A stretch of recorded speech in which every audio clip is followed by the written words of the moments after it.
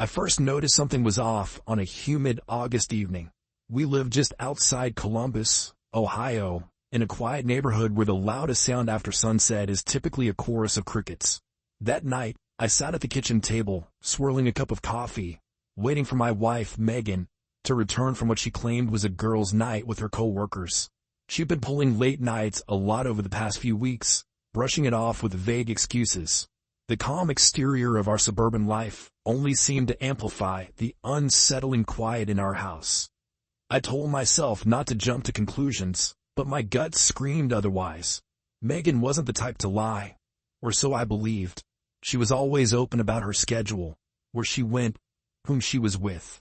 Recently, though, it felt like she was scripting her words. They sounded like lines from a poorly rehearsed play, lacking conviction. My coffee went cold while I waited, my eyes drifting to the digital clock on the microwave as if it were mocking me. When she finally came through the door close to midnight, she seemed startled to find me wide awake. Her eyes were wide, and she quickly tried to plaster on a smile. "You didn't have to wait up," she said, fumbling with her purse. "It was just a busy night." A busy night, she said, a phrase so benign, yet it crawled under my skin. I could sense a barrier between us, as if she'd set up a wall I wasn't meant to see past. I tried to play it cool, but my jaw was clenched, my heart pounding. Maybe it was just exhaustion on her face, but I swore she looked guilty. My mind raced back to when we first married years ago. Back then, I would have laughed at the very idea of her lying to me. Now I wasn't so sure. Despite the suspicion gnawing at me, I forced myself to remain civil. I asked her if she had a good time, and she answered with something vague like, "It was all right. We went to a bar downtown." I'd lived here long enough to know the typical closing times. If you're just grabbing a drink, you don't roll in at midnight. Over the next few days, my paranoia snowballed.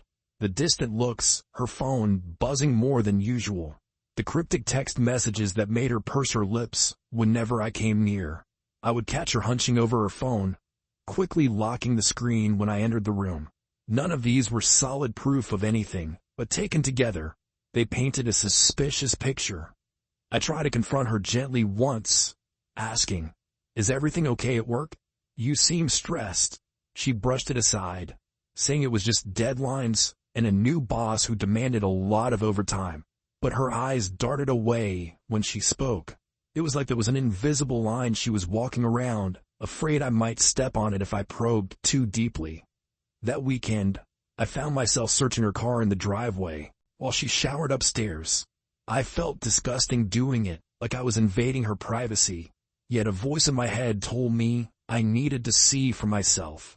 I found a few receipts for dinners in places we'd never been to together. Most of them dated on nights she claimed to be working late. I didn't say anything just yet, but a knot tightened in my stomach. As the doubts sank deeper, a cold realization washed over me. Something was very wrong with our marriage, and every day, it felt as if I was drifting further from the woman I thought I knew. Maybe it was nothing, or maybe it was everything, but one thing was certain. I wasn't about to sit there and play the fool. A few days later, I was rifling through phone bills on our shared online account, and my heart started pounding. Megan was making a lot of late-night calls to a number I didn't recognize. Let me correct that it wasn't just late-night calls, it was hours-long calls. Nobody burns up the phone for that long unless there's something intense going on. I wrote the number down, glancing over my shoulder as if someone might be watching. I work as an IT specialist for a mid-sized company downtown, so technology and data come naturally to me. I've always believed that facts don't lie. People do. So I decided to collect evidence, a digital footprint she couldn't deny. I installed a simple keylogger on our home computer, the same one we both used to check emails or pay bills. If Megan was hiding something, it would eventually surface. Days turned into a paranoid routine for me.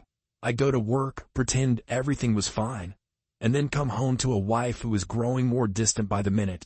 Each night, she'd scroll through her phone, texting someone, occasionally smiling at whatever popped up on the screen. When I tried to peek, she'd lock it, scowling at me like I was intruding on her personal space. That was how far we'd fallen.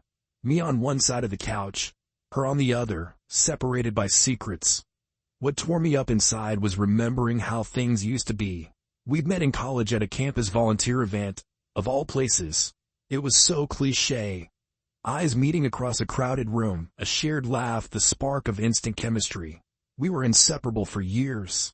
I could recount countless road trips, inside jokes, and lazy Sundays binge-watching our favorite shows.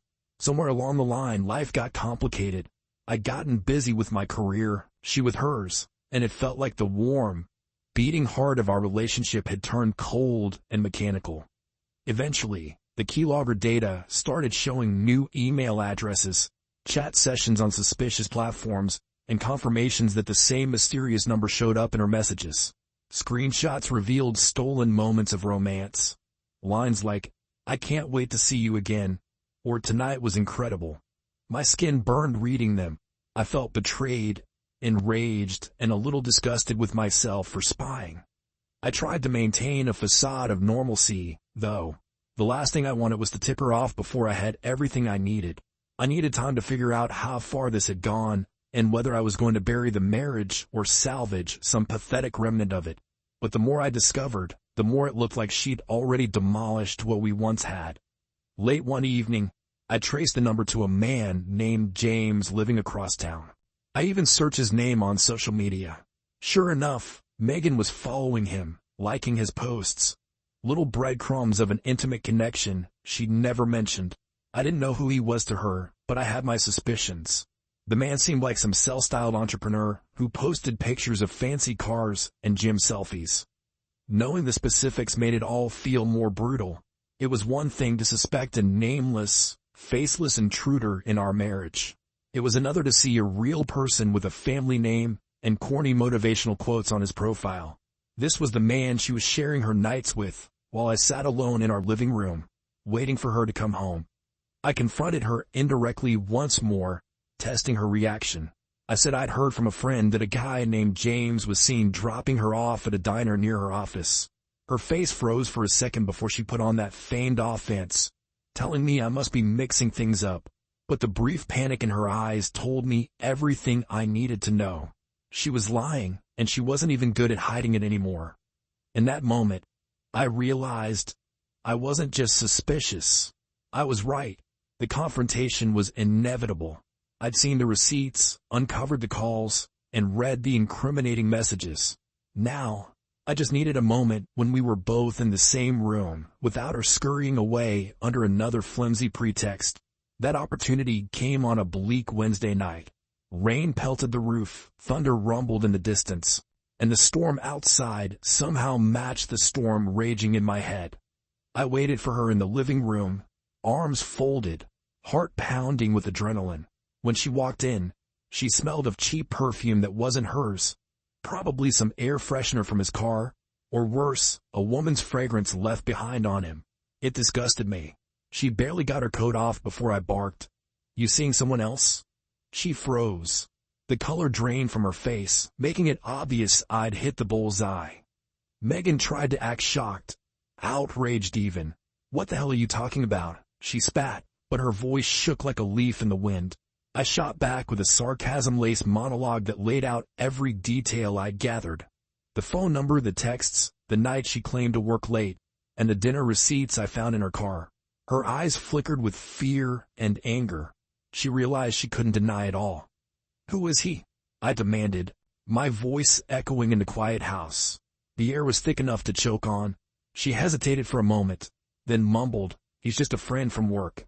My laughter came out harsh, mocking her pathetic attempt to twist the truth. "A friend you talk to for hours in the middle of the night? A friend who leaves love notes in your email? Spare me." She started to cry, but the tears felt performative. My chest felt tight, not with pity, but with a cold fury. I wanted to see her squirm. Call it cruel, call it brutal, whatever name you want. At that moment, I felt something snap inside me. The gentle, caring husband I once was didn't exist anymore. I'd become a predator cornering his prey, and she was struggling to find a way out. Megan's sobs turned into an angry confession. Yes, she'd been seeing him for a few months. It started at a work event. Too many drinks, a kiss in a dimly lit parking lot. She insisted she didn't mean for it to go this far. But the more she talked, the more pathetic she sounded to me. Excuses poured out of her mouth, each one more desperate than the last. "You've been so distant," she said, or I felt lonely. Every time she tried to justify herself, I felt a fresh surge of contempt. I hurled questions at her like bullets. Did you enjoy sneaking around? Was it worth betraying everything we built? She tried to answer, stuttering half-truths and pleas for forgiveness. But I was beyond caring. I told her, point blank, that she'd crossed a line from which there was no return. Her lip trembled, and she looked at me with a mix of despair and anger. But I refused to let her tears sway me. I stormed out of the living room, not wanting to hear her feeble attempts at damage control anymore. My hands were shaking, and my vision blurred with wrath. Once upon a time, I might have listened to her, tried to salvage something. But not now. Not after the lies, the sneaking around, the smug assumption that I'd remain in the dark forever. I heard her footsteps behind me, soft and hesitant. She wanted to talk, to patch things up. I turned around, glaring, and said, "Don't you dare follow me." My voice was cold, almost inhuman. The truth was out, and so was my sympathy. In the aftermath of our explosive confrontation, a suffocating tension settled over our house. We lived together, but it felt like a war zone. I slept in a guest room, or at least pretended to. Most nights, I was too restless to find real sleep. My mind kept replaying that night's accusations and her pathetic confessions. Every time I passed her in the hallway, she'd cast her eyes downward, like she was afraid to meet my gaze. But I wasn't done digging. Confrontation or not, I needed more than tearful apologies to satisfy the pent-up rage inside me. So I kept investigating, scouring her phone records, emails, and even her social media direct messages. If she had any more secrets, I was determined to drag them into the light. I don't know if I wanted more evidence to confront her with, or if I was torturing myself by looking for every gritty detail. Probably both. One evening, she went out again, ostensibly for a drive to clear her head. I seized the opportunity to search the house. A private detective might charge thousands for the kind of scrutiny I carried out, but I did it for free, powered by fury. In the closet, tucked behind her old winter coats, I found a small box. Inside were pictures, selfies of her and James, arms wrapped around each other in front of a local coffee shop, sharing smiles that I used to think were only for me. The date stamp showed they were taken on a Sunday afternoon. A Sunday, she told me she had some errands to run. Next to the pictures was a receipt for a hotel room off the I-70 exit. My stomach twisted in knots, and I had to fight the urge to punch a hole in the wall. More lies, more proof. She'd spent nights in a cheap motel, likely in his arms, while I sat at home. I snapped photos of everything with my phone, securing my digital copies. Not sure if I'd ever need them legally, but I wanted to have them. Hard proof of her betrayal. My hatred took on a calculated edge. For a fleeting moment, I considered confronting James, tracking him down, cornering him. But then, I realized something. He wasn't worth my time. This was her choice as much as it was his. My problem wasn't James alone. It was my wife who had turned her back on me. The vow breaker who shared my home and my bed. Every time I looked at Megan after that, I felt an unfamiliar chill run down my spine. She looked smaller to me now, diminished by her own deceit. Sometimes she'd try to talk to me, say she wanted to fix this, that she was willing to go to counseling. But her words rang hollow. I'd seen the romantic selfies, the texts, the late-night calls. You don't fix something like that with a few therapy sessions and false promises to change. A few nights later, she came to my makeshift bedroom in the guest room. She pleaded with me to let her explain, tears streaming down her cheeks. I stared at her, emotionless, while she painted a sob story about how lonely she felt, how we'd grown apart, how she needed companionship. The more she spoke, the more I saw a stranger in front of me. At one point, she even tried to shift some blame onto me, hinting that my long work hours and lack of attention had pushed her to seek comfort elsewhere. That's when I cut her off, telling her she might as well save her breath. In the silence that followed, I realized the marriage was done. The pillars of trust and respect that once held us together were shattered. It wasn't just a single act of betrayal. It was a calculated series of lies that corroded every bond between us. The only question left was how I would leave. My anger swelled like a volcano, ready to erupt, but I decided to be meticulous, methodical, brutal in my own quiet way. She had no idea how close I was to the final straw, that moment when I'd walk out for good and never look back. But I knew. The countdown had begun. In the days that followed, every interaction with Megan felt like a sick game of chess. Each of us moved carefully around the board that was our home, trying not to spark another confrontation, yet neither of us willing to concede an inch of moral high ground. I played my part by going to work, returning at odd hours, and mostly ignoring her presence. She, on the other hand, tried to pretend everything could still be salvaged. The tension was so thick you could choke on it. But beneath my cold exterior, I was seething. My rage was volcanic, contained only by my determination to plan this exit perfectly. I thought about it in detail. How I gather my essentials, my documents, valuable items, some clothes, and stage it so she'd never see it coming. When I left, I wanted it to be a blind side that would haunt her. Call me cruel, but I decided she deserved every bit of shock and pain that was coming. On a Wednesday morning, I took a personal day off work without telling her. I spent hours at my bank closing joint accounts and moving funds into a new account she didn't know existed. Then I visited a lawyer downtown, discussing the steps needed to finalize a divorce. I wanted my exit to have a legal backbone from the start. The lawyer gave me forms, and we arranged for a more thorough meeting in the coming week. I left feeling grimly satisfied, as if I'd laid the first cornerstone of my new life. Back at home, Megan tried once again to coax me into a conversation. She said she understood I was hurt, that she was sorry, like that word carried any real weight after the damage she inflicted. She even tried to touch my arm gently, as if a delicate gesture could mend a crater she'd blasted through our life. I jerked away, eyes burning in hers with an unspoken warning. Don't even try. As night fell, I locked myself in the guest room. I wanted to be alone with my thoughts. But sleep refused to come, so I found myself scrolling through old photos on my phone, pictures of better times. Our honeymoon in Florida, Christmas gatherings with both families, random date nights at cheap restaurants. Each image felt like a punch to the gut. A reminder of how painfully naive I'd been. Anger churned inside me, fueling my resolve. I started writing a note. The first draft was a venomous tirade, page after page of accusations, curses, a laundry list of every lie she told. But as I read it back, I realized it was too emotional, too raw. I wanted something that packed more punch, a note that would hit her like a sledgehammer with just a few cold lines. So, I pared it down, stripping away the ranting. In the end, the note read something like, I trusted you. You chose to ruin that. This is the result. Short, brutal, final.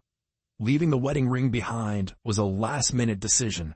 It was a symbol of everything she'd destroyed. Part of me wanted to toss it in the trash or pawn it off, but I knew placing it on the kitchen table next to that note would have a devastating impact.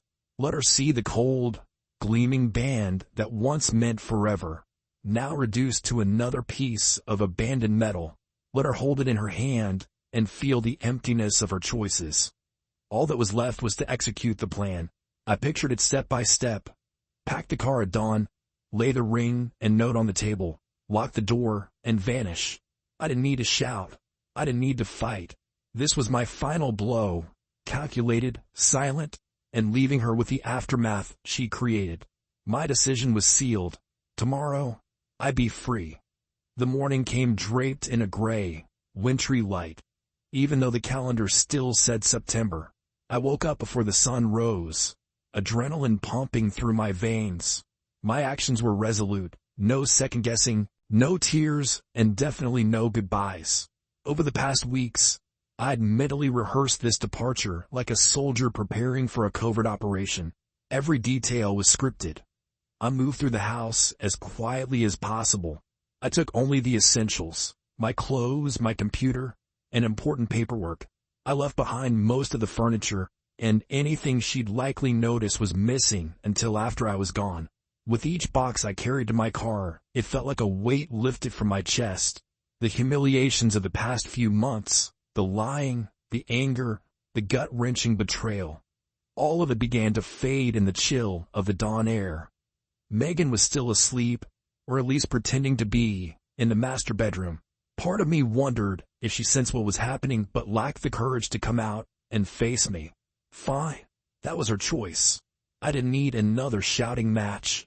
I had no interest in hearing her pleas or apologies. She'd squandered the chance to fix this when she first decided to sneak behind my back. When the last bag was in my trunk, I returned to the kitchen. The table sat in the same spot where we'd shared countless meals, talking about future vacations or weekend projects. Now it was about to host a very different conversation. I pulled the note out of my pocket, the one I'd rewritten to be concise and unforgiving. I read it one last time. Megan, you made your choice. This is mine. I won't be your fool.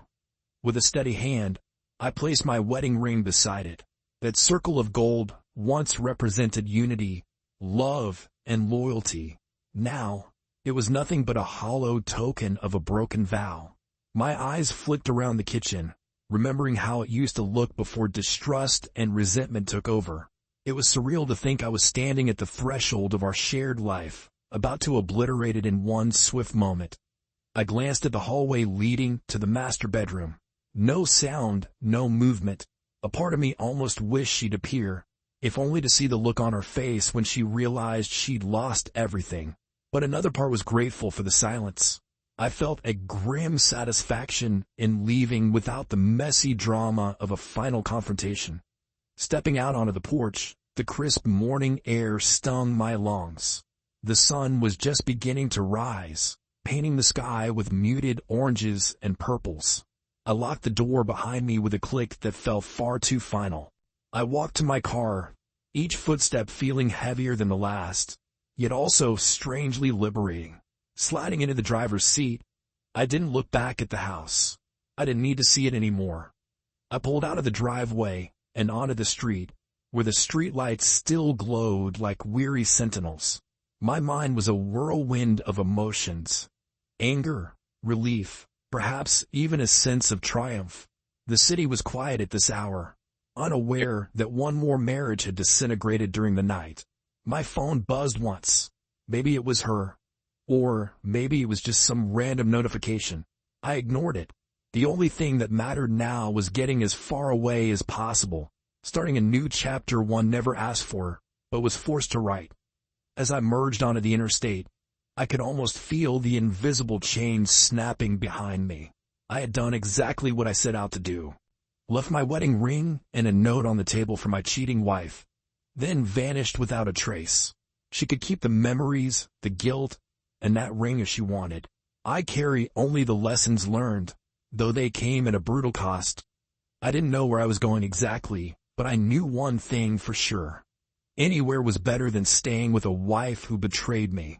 My foot pressed down on the accelerator, and I drove toward the unknown, leaving my old life behind for good.